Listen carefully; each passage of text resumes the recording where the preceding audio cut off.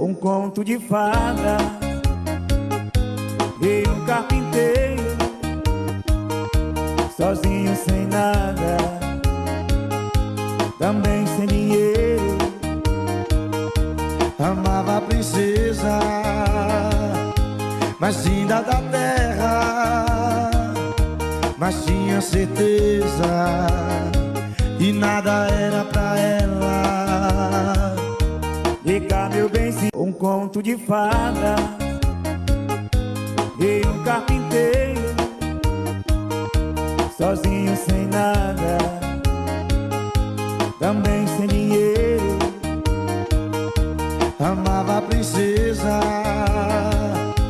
mais linda da terra, mas tinha certeza e nada era pra ela.